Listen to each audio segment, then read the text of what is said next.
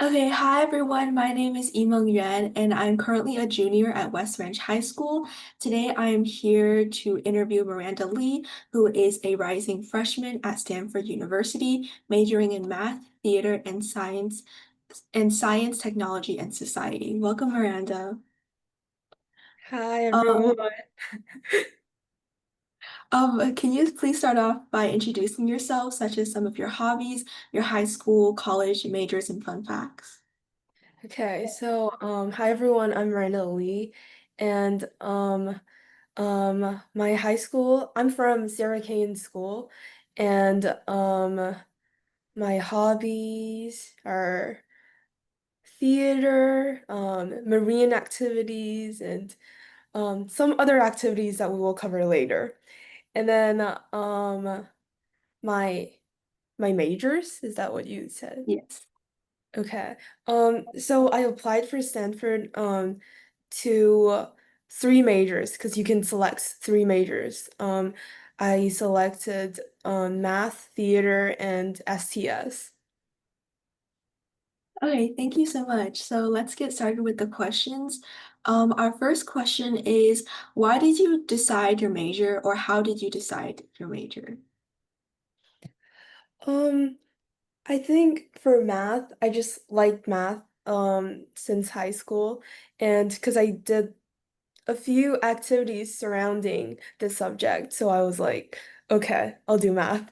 And then because we can select three majors, I also selected theater because I think theater is a huge part of me. It's becoming more than just a hobby for me, and that's like one of the aspects that I want to continue in the future because I feel like both math and theater are something I don't want to leave without further like learning something. So, um yeah, that's why I selected math and theater. And then for STS, I just noticed that Stanford offers this major when I was exploring its website. And because STS, for people who don't know, it's science, technology, and society. It's an interdisciplinary major. Um, and it's like I see it kind of as a combination or like a mixture of humanities and sciences. So, because I was already choosing math and theater, I was like, okay, I'll choose um a big major that is interdisciplinary um in both math and theater, which I selected STS. Yeah, and I'm curious, is SDS something unique to just Stanford, or is it like offered at other schools? It's offered at other schools, but I think Stanford is the first university that offers this major. But it's also it UPenn and some other schools also have this major. That's so cool. And then I know you mentioned previously how theater has become a really big part of your life. So, did your school offer any theater classes, or were you involved in theater in any other ways? Yes, so mainly I was involved in theater in my school, in my high school. Um uh, in freshman year, I chose acting and scene studies for the arts requirement at my school. And then in senior year, I chose senior theater conservatory for um still for satisfying my graduation requirements. But for sophomore and junior year, I really wanted to do theater, but the courses didn't the like it didn't arrange to the way that I like. So yeah, I was forced to give up to not have to have theater classes for 2 years. But in those 2 years, I was involved in the school productions, the musicals and plays. Yeah, Yes. that's so cool. So like continuing along the path of high school classes, was there any particular way you chose your high school classes, and which classes were most helpful towards applying to or choosing these majors?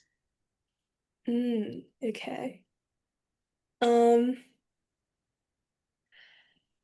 I don't think there's a specific way for me to choose my classes.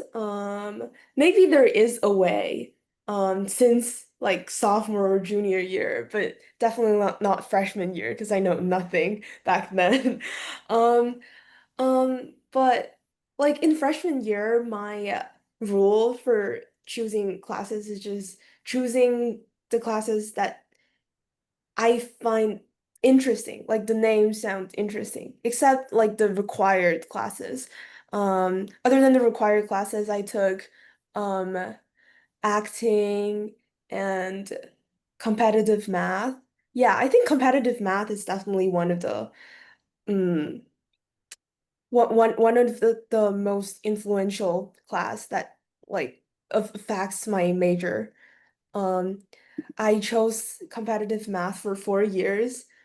So it's it's not like a real class. It's more like a self-studying class. It's like you go to this classroom and you read AOPS books and learn about competitions and work on math competitions with your teammates. I think that's really fun for me. And then for other than freshman year, my sophomore year, junior year, and senior year, um, I chose I chose the most challenging courses, and I suggest everyone to do the same. Um, there are some teachers that are known as like the harsh one or the strict one in my school, but I still chose those classes that I like or resonate with more, other than the other classes. Um, yeah, I feel like mm, students should not be afraid of the mysteries or like myths of the teachers or the some of the courses and just try your best and everything will work well. Yeah, I think that's a great philosophy. And I know you mentioned you took like the most challenging classes at your school. So I was wondering, do you have any tips for how to study for these classes, especially if you're taking like 5 AP level courses in a year? Hmm, let me think about some advice. Um,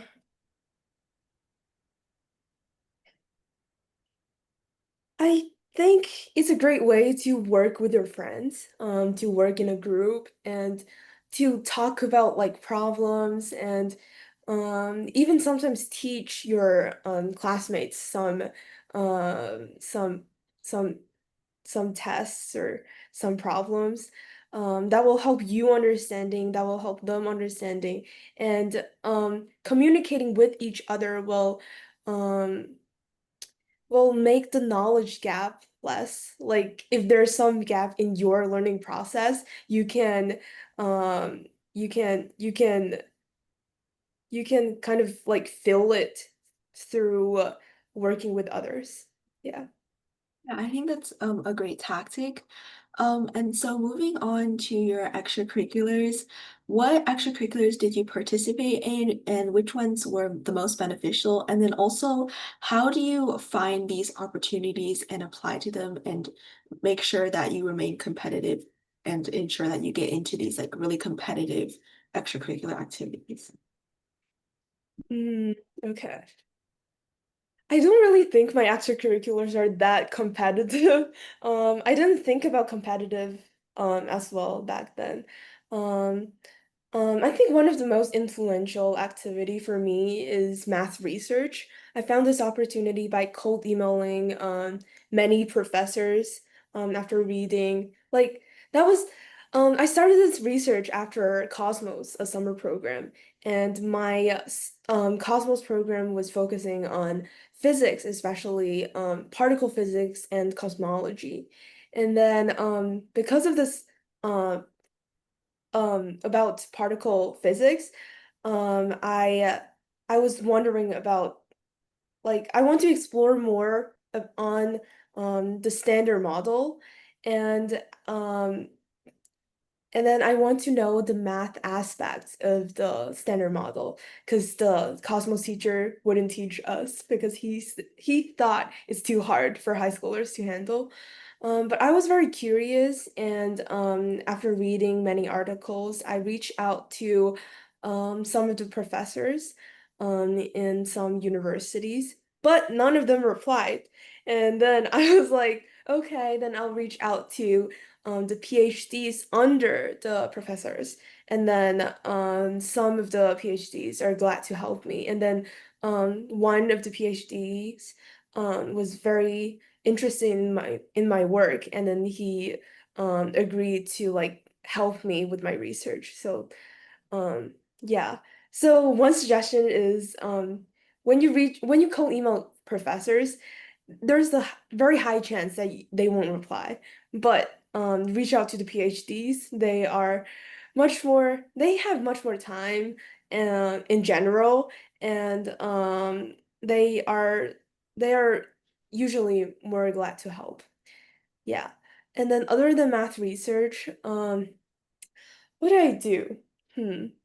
I did theater, as I said. That also took a lot of time for me. The rehearsals, the tech week, um, yeah. And then also the math competitions. I'm always not the best in my school in math competitions, but it's still a part of me, and the community with the math team has shaped me a lot. And um I started an organization called Zeta.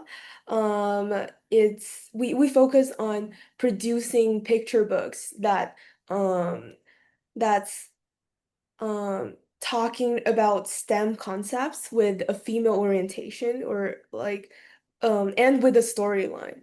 So and we published this book. It's a series of picture books. We published two of them on Amazon, and yeah, that's also a very influential way for me. Um, yeah, because I think this activity is more towards STS because it's more about science communication and how to blend science with humanities, especially with art. Yeah. What else? Um, some other volunteering activities such as tutoring some students, like the regular activities, and and also I was volunteering at uh horse therapy. It's um it's in Chatsworth, and because I used to do equestrian for like a year, but then I gave up because I just can't do sports.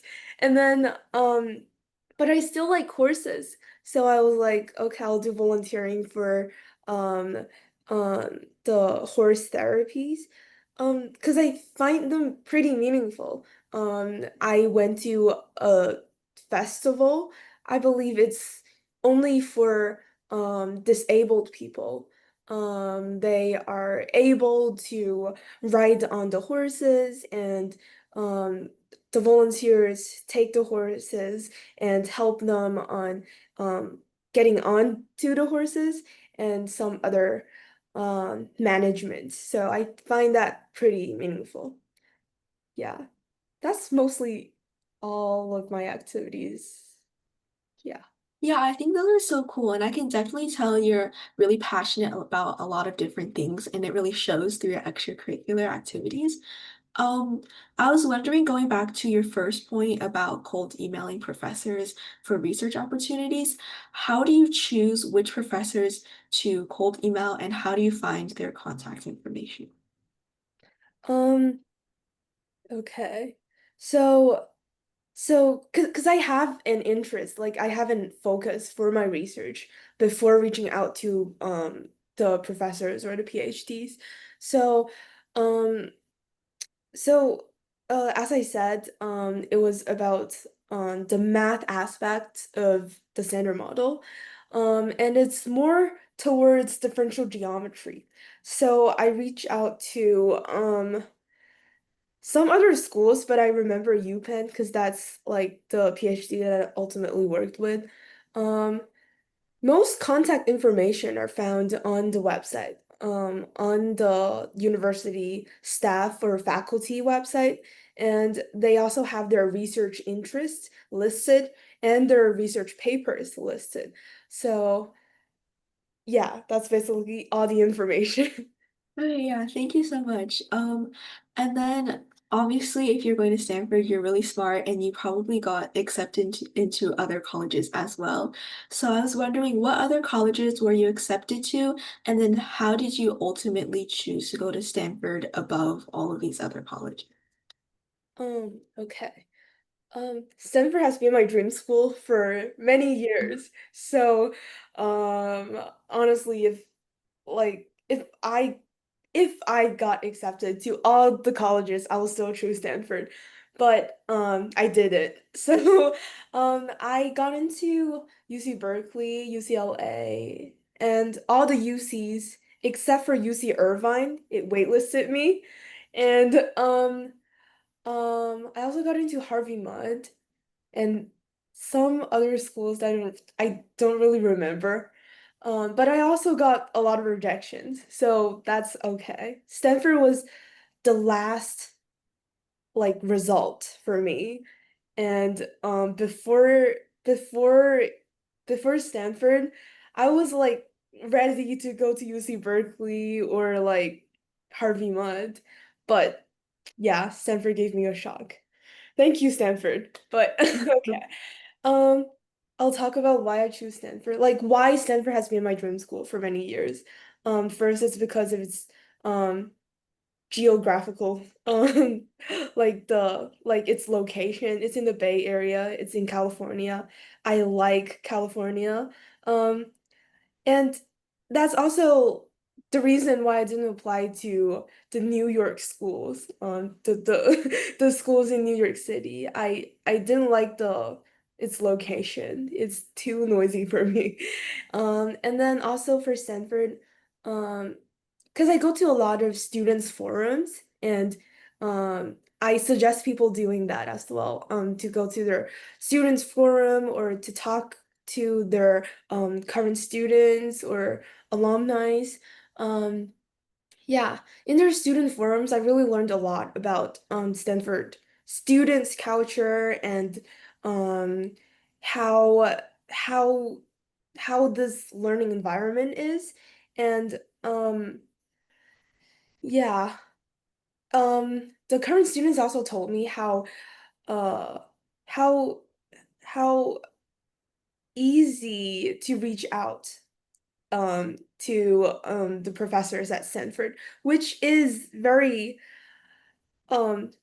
shocking to me because I learned that schools like the top schools or the top research schools, the professors are usually more like busier working on their research or on their own labs other than just reaching like connecting with undergraduate students. For example, Caltech, I went to their it's like I went to their orientation camp and um they were saying their professors are not very easy to reach out to and because they are too busy. They're not they're trying to help, but they have limited time and they have to focus on their own research. So I was like, okay, Stanford has a lot of resource on faculties, and they also have like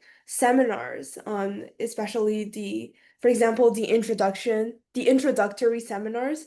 Um, it's it's usually 15 to 20 people with a very um experienced professor, and this experienced professor will guide you through like an introductory course, which is very helpful in my opinion because they they know a lot and they're looking down from their aspects and guiding you from like the starting point. So I feel like that's also very helpful. And other than this, some other resources at Stanford are also very interesting, like the labs. Slack is one of the labs, and then um I don't remember, it's called Clavi or something about a astrophysics. It's an astrophysics lab. And then other than this, some internship opportunities are also very resourceful at Stanford. So yeah, that's why I love Stanford. That's so cool. And then Stanford is a really competitive school. So in your opinion, what do you think made you stand out against other applicants? For example, like your personal statement or other types of essays? Mm, okay. Um, yeah, I think definitely my essays. I don't know if it's specifically my personal statement essay or some of the other um 200 words essays. Um, for my personal statement, I think I was like changing my personal statement until January when I submitted all my applications. But it's not a very dramatic personal statement, and I think um it's a common era for people to think that their personal statement should be very dramatic or like talking about other pains and failures, but it doesn't really have to be so. Mine is like my personal statement connects my math research and my theater with some of my experiences along the way. So it's like recording my growth. And I feel like colleges can see from this essay um how how you are as a person and how you think and how you absorb knowledge and how you will apply those knowledge onto the society. That's in my opinion what I did well in my personal statement. And then for the smaller essays, the supplemental essays, um yeah, I really love my Stanford supplemental essays. So, especially there's a roommate essay. I think I did a good job on that. Um, for the roommate essay, I didn't really like, unlike other applicants, they might brag a lot in their essays. I just, I was more like aiming for a fun way of these essays. I put some humor, humorous tones into it, and I didn't put like many um serious stuff. I put a lot of extracurriculars. Maybe not, maybe I can't tell them I can't say they're extracurriculars. They're like little fun facts of me, and they also show like some aspects of me. For example, I remember in my roommate essay I talked about going to see the meteor showers, the Perseids, which is still going now, I think. Yeah, I talked about I was on a car with my friends from like 8 p.m. to 5 a.m. just watching the meteor shower. And I said I made a wish to get into Stanford, and I guess that dream came true as well. So like there are like some fun ways like this in my application, and I feel like it really tells the admission officers who I am and how I think. Yeah. Yeah, I think that's really important. An issue that a lot of people make is they make their personal statement a resume when the admissions officers really want to know about you and your personality. So I think that's really great advice. Um, my next question is about, did you apply to any scholarships and do you have any tips on how to find scholarships or how to get these scholarships? Mm. I didn't really apply to any scholarships. I got scholarship from Harvey Mudd, but I think it's just because their tuition is too expensive and they just give out some scholarship for most applicants.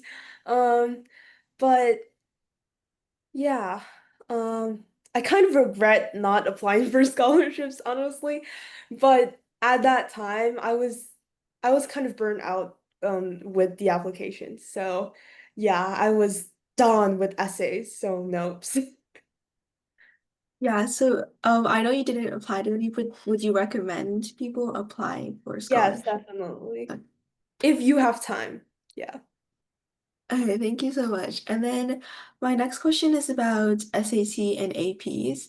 So did you take the SAT? If so, what was your score? And then how many APs did you take?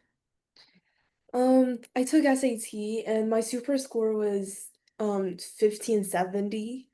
Um I took it many times, honestly. So, yeah.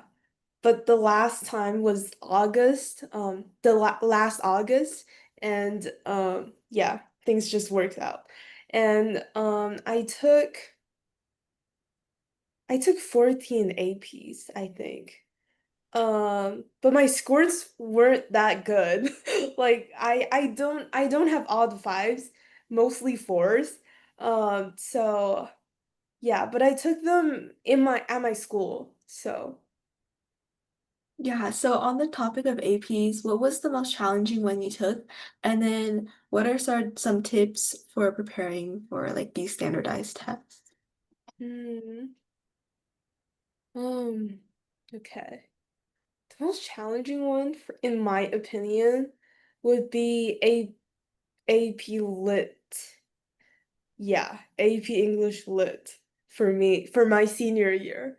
Uh, that might because of senioritis or some other reasons, but I find it pretty difficult and um it's also like I find communicating with my teacher it doesn't help me a lot. And I understand that this situation might occur now or in the future as well. So yeah, that was like that's like the hardest class for me in my entire high school career. Um, and tips for standardizing tests. I'm really not a test person. If you see like my history, like my test history, it's not that good. At least not Stanford level. So, I think just don't don't take those scores too seriously. Like, um, like definitely prepare seriously for the exams, but when the scores come out, don't blame yourself too harshly. And just stay calm because there are many other aspects um as a person for the applications. And some other tips is to reach out to your teachers. They are very helpful resources. And yeah, yeah, schedule meetings with them and don't be shy. Yeah, I think those are great tips. And then I know we previously mentioned like communication with your teachers. So I was wondering, how do you make sure that you're communicating well with your teacher? And then during like junior year, how do you decide which teachers to ask for recommendation letters? Okay. Um, how do I determine if I have a good relationship with my teachers? Is Or like that how do you make sure that you maintain a good relationship or like that you communicate with your teacher? okay? So I think I think the best way is to communicate more with your teacher. I see a lot of people they rarely talk to their teachers or like other like outside of classroom. They don't let their teachers know what they're doing outside of the classroom. Um, but for me, um, when I reach out to the teachers for help, um, like I'll also talk with them about my life outside of the classroom. And some other teachers just like you can feel that you have a good relationship with them, and then you can talk about other topics. And in my school, like my teachers are very um they're very welcome to like new opinions or discussions even on life. So like I feel like those kind of discussions will um make your teacher know more about you as a person, and also just not don't like you can also reach out to your teachers for helps on life, like in general. Like if you're not feeling well or you're feeling too stressed about something, they are older than you and they are more experienced in dealing with emotions than you, and definitely reach out to help other than the subjects matter, not only subjects matter. And for me, I I asked my math team coach, who's also my math teacher, my English teacher, and my acting teacher for recommendations, and also the PhD that I cold emailed with to like support my research aspect. And I feel like cause my math team coach has been teaching me for 4 years. So I just have a really good relationship with him. And there's some other teachers that who offer to write my recommendations. And they're like really nice teachers as well, but some of them procrastinate like um from the students I heard. So yeah, I didn't choose some of them, but yeah, just communicate with your teachers more, and reach out to them, even show your vulnerable side. I feel like that's the secret sauce for like um getting a better relationship with your teacher. Like, don't don't like don't pretend you're like an actor or actress, like pretending to be the perfect student, but to communicate, reach out for help, and like let them see your growth other than like a model, like a yeah. Yeah, so continuing along the same line, when you reached out to your teachers for letters of recommendation, did you have to submit like a brag sheet or a resume? And do you have any tips on how to format like these like brag sheets? Yeah, we did have brag sheets. Huh. I don't really remember. But I remember I put a lot on the brag sheet. And I remember for my English teacher, I even hand wrote my brag sheet, which is not really good. I noticed later because some teachers they will just copy paste from the brag sheet. Yeah. Um Tips on formatting the brag sheet. I feel like just write down your true thoughts. Like, um, oh, another pretty useful tip is to show, like, write different things for different teachers. Like, you can write, um, like, you can do a practice for yourself. Like, you can, write down some characteristics of yourself or like personalities of yourself, that you think are the most valuable to you as a person, um, or like the most identifiable for you as a person. And then and then you can sort these personalities to different teachers and give them examples that match this personality of yours, so that you kind of know what they will put as your personalities, and you can match with those personalities in your personal statement or supplemental essays.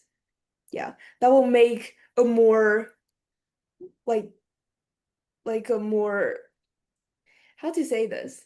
Full, like a more, it's a more supported portrait of you. Yeah. Yeah, I think that's really important. And then my next question is, did you take any college courses outside of high school? And if so, how did they support your class load? And then how did you balance it with your high school class? Okay. Um, in my freshman summer break, um, because in my freshman year, I didn't know I'll do math major. I thought I'll do like social science or some humanities major because um I wasn't really good at math in middle school. I think that's one of the core reasons. Um so I took sociology research or like sociology practice or something. It's like something about research in the summer.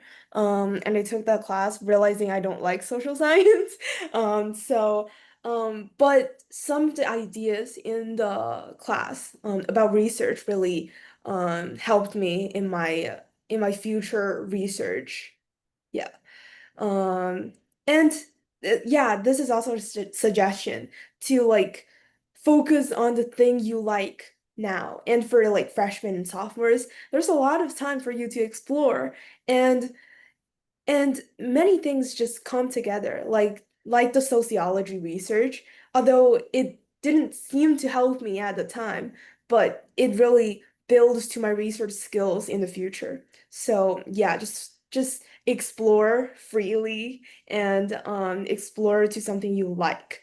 Yeah, that's a very um um wait, what was your second question? Oh, the college courses. Um I also took I also took I self-studied linear algebra before multivariable offered in my class.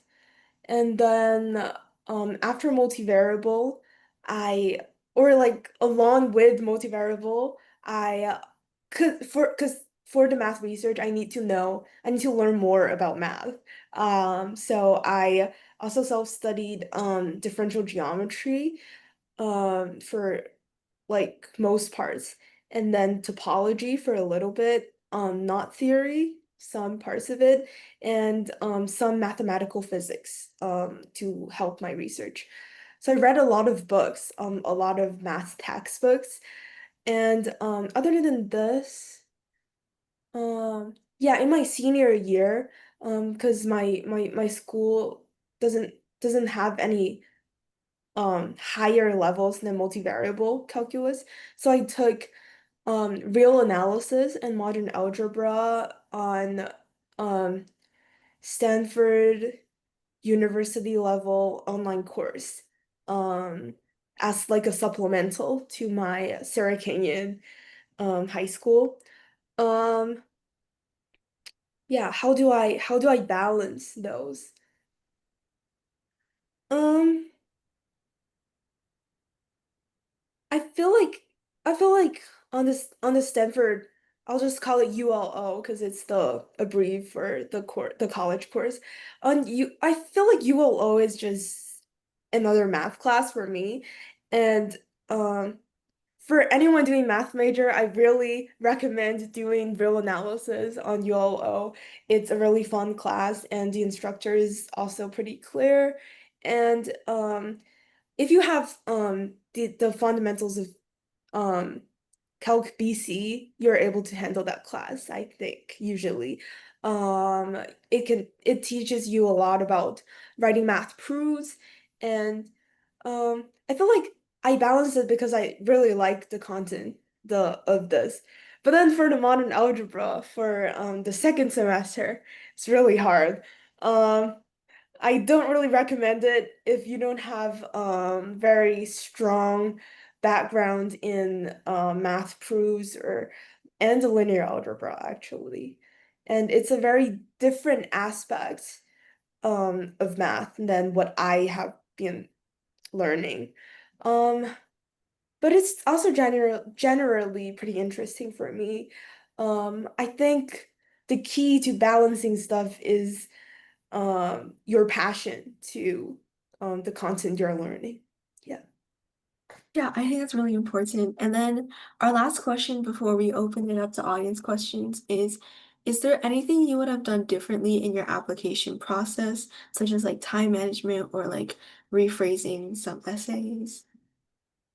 Yeah, I would definitely um rearrange my time. I rem because I procrastinate too much.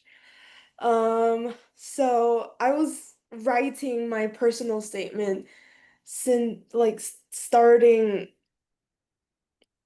like mid-September or something. It's pretty late. And And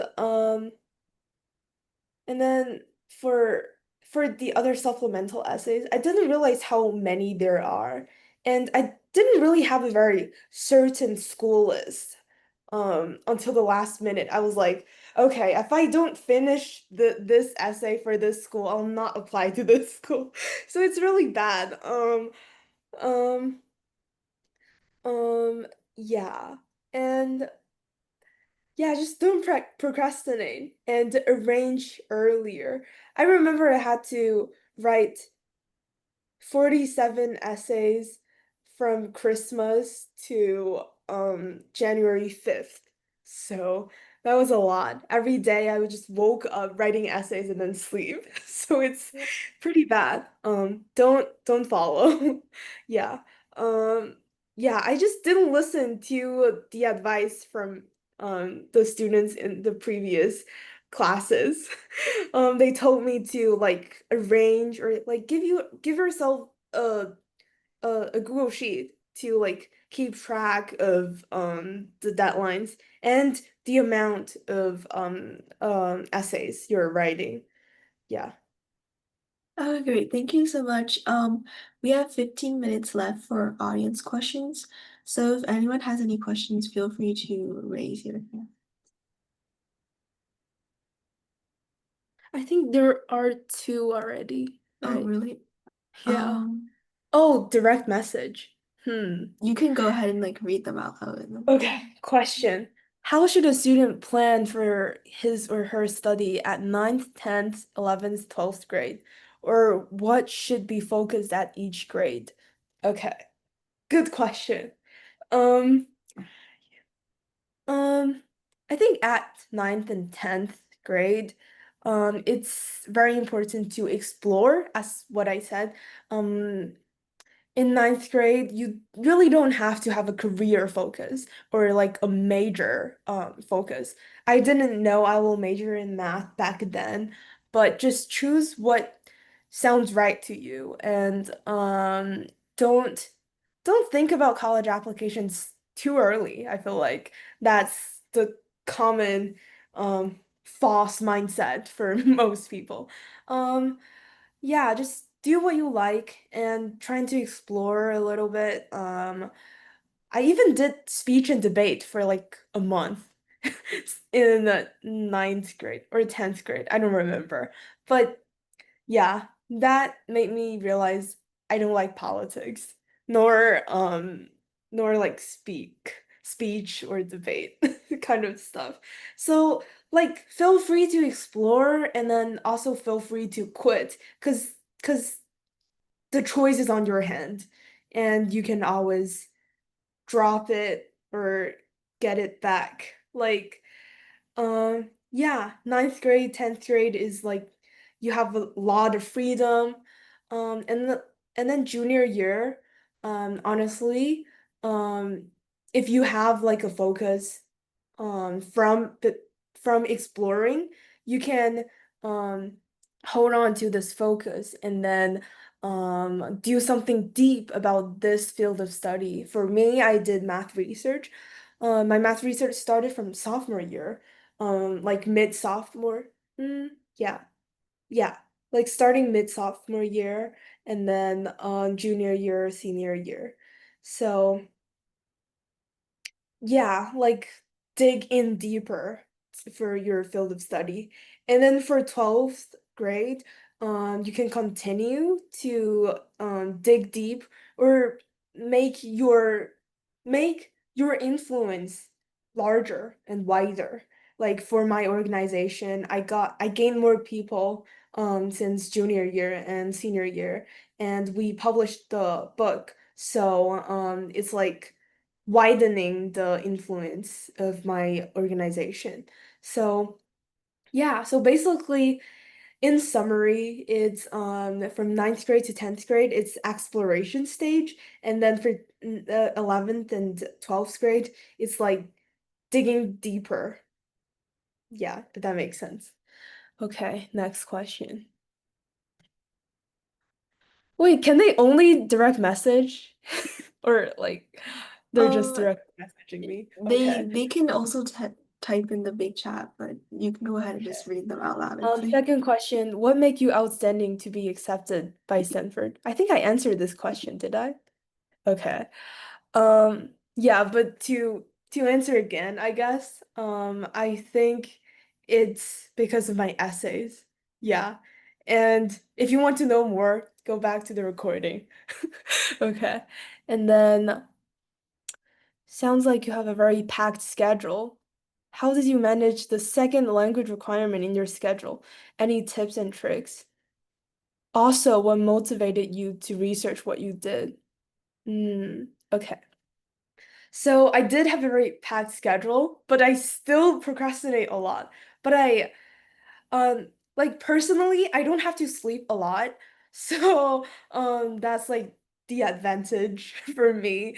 Um, um, how did I manage the second language requirement? I started learning French in my middle school in China, and then when I moved to United States for high school, I continued doing French, and then in senior year I was doing AP French. It's like a new um it's like opening a new world site for me to learn more about world cultures, especially French culture and European cultures.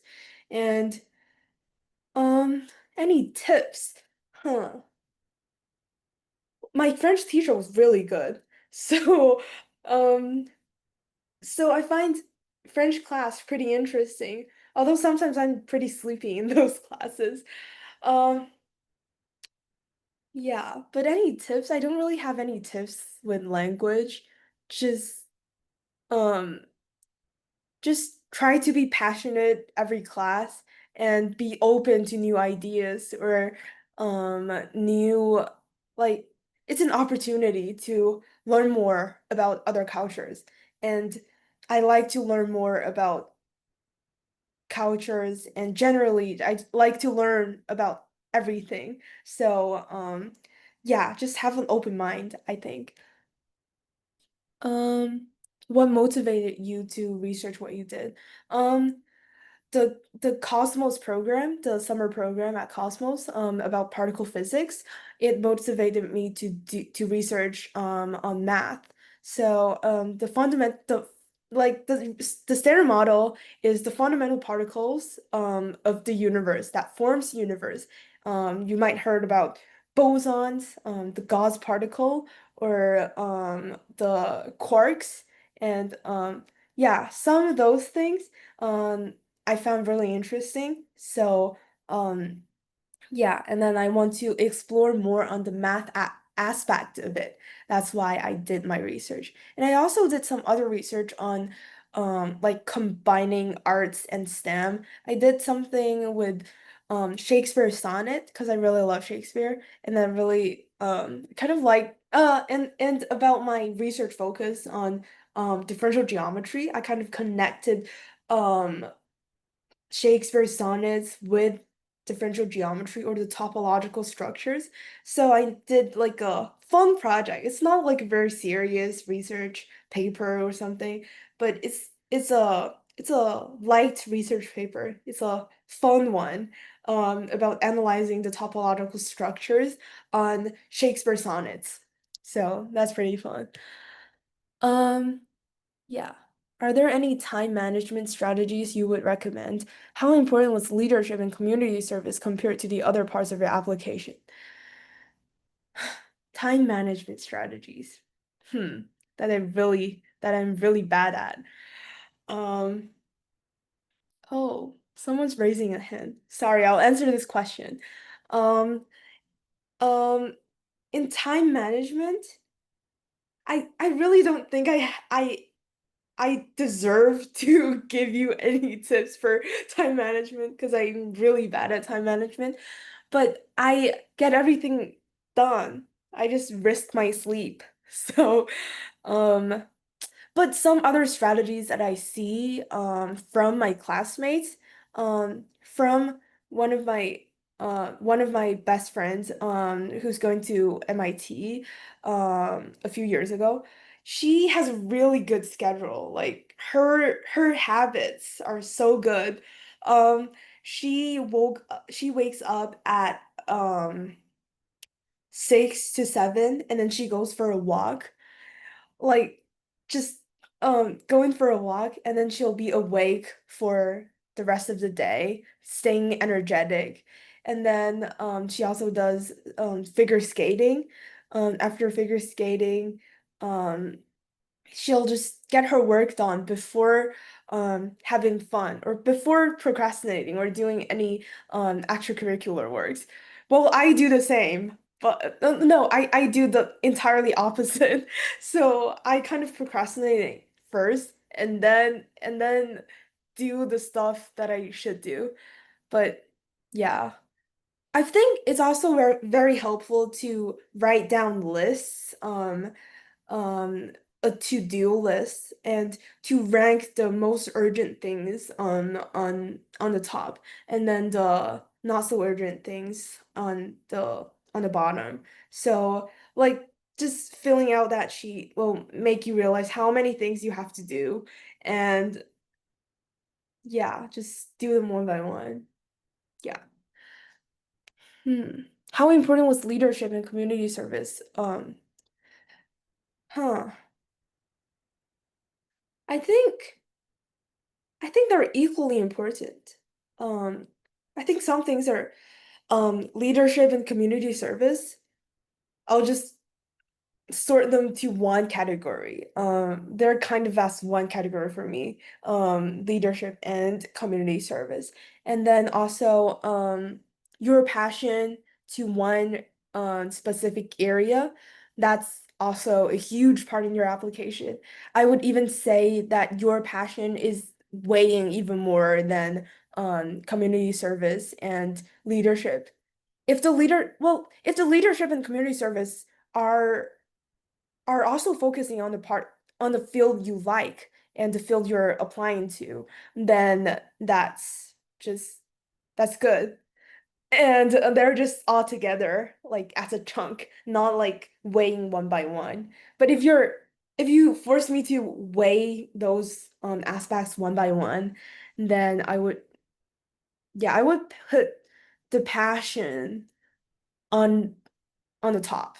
Yeah, I would say the passion to a field of study would be the most important reason, um, the most important part of your of one application. And then also like your personalities and the way that you think about stuff. Oh, and also your fit to colleges. That's a huge part. I didn't realize how important it was until after applying. Some schools um that I feel like I should get into, but I didn't get into. I relooked at my application and I find that some of the tone or some of the aspects that I wrote in my application wasn't really matching the values of the other universities. So I also don't think you should really succumb your personalities only to the applications. Like just show your personalities and the right university will accept you. Yeah. Any suggestion you may give for each summer? Hmm. Um, yeah, last summer I went to I went to a vacation. So, um according to many people, you shouldn't have fun. You shouldn't have fun in junior summer. But um I had fun. So but I also wrote about my trip in my Stanford essays. So my trip was a diving trip. So I lived with my dad on a boat for 14 days.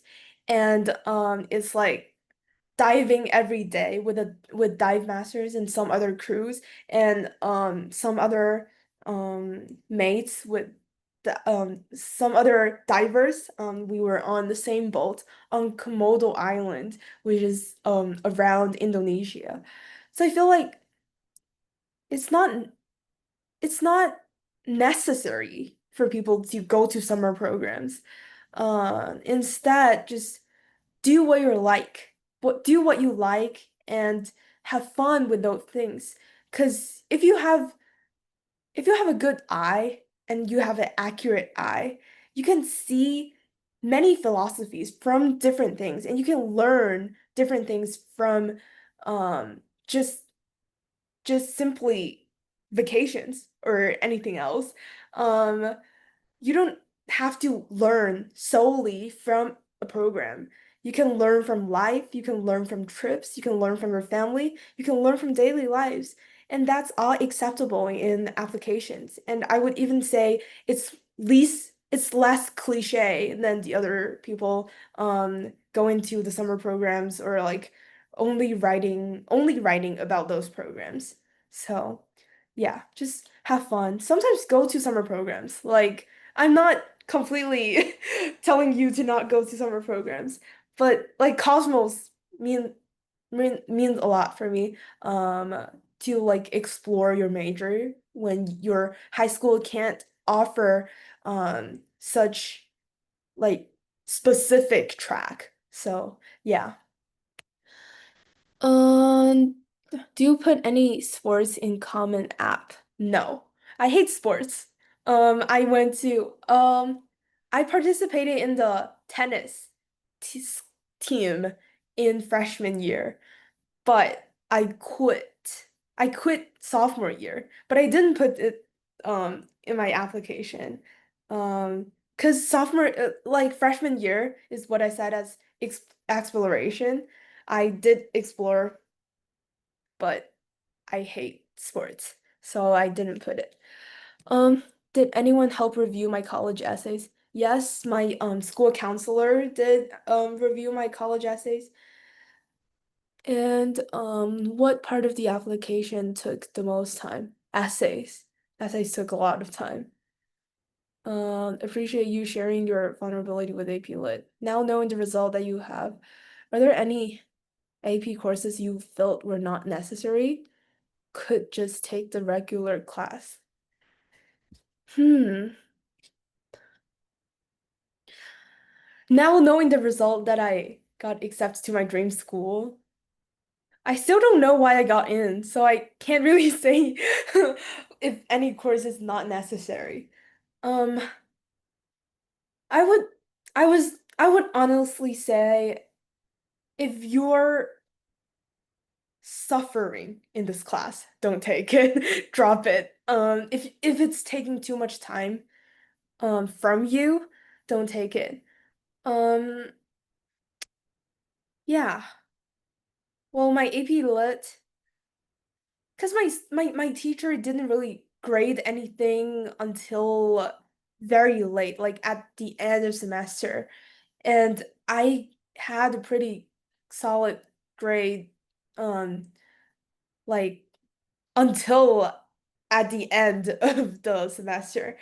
And after communicating with my teacher, it didn't work out, but it's already at the end of the semester, so I can't really do anything. I couldn't drop, but if that happened at the beginning of the semester, I would definitely drop it. Yeah, just I feel like it differs for everyone, and if you feel like it's not necessary, just don't take it. Because for me, I feel like every class, every challenging class especially, is especially an opportunity for me to learn more on a specific area. So yeah, that's why I would take. Let's take one last question from Annie Okay. and then Oh, Annie? Hi. So I was just wondering for your math research, like how did you go about that? Like did you have to get it like published or I'm just like not sure like how did what was the process of doing that? Oh, um, so I cold emailed professors. I connected with the PhD, and then I did write a research paper, and and then I used this research project to go to the science fairs, the LA County Science Fair, which I won first place. And and then I go to the California Science Fair, and like you can use this product to do many things. And along the way you can keep um making your project better and deeper. Um I did publish my research paper, and um but I don't think it's necessary. Like I see many people without a published research. Like if it's a research project, you can still say it on the application. And I don't think they will mind it's not published because high schoolers can't like it's very rare for high schoolers to get published. But you can search on the websites. There are many research publishing tutorials that you can search on. And you can just submit those and um, just as a try. Like it's not enforced or something. Yeah, if that makes sense. yeah, thank you so much, Miranda, for coming and talking to us today. If anyone else has any other questions, I'm sure she'll be happy to um connect with you. Someone someone Yes. asked me how many hours you sleep in junior and senior. I'll just answer that quickly, like 5 to 6 hours. Okay. Yeah. Thank you so much, Miranda. I hope everyone enjoyed this interview and good luck at Stanford. Thank you. See you. Good luck to everyone doing application this season and in the future. Okay. Bye.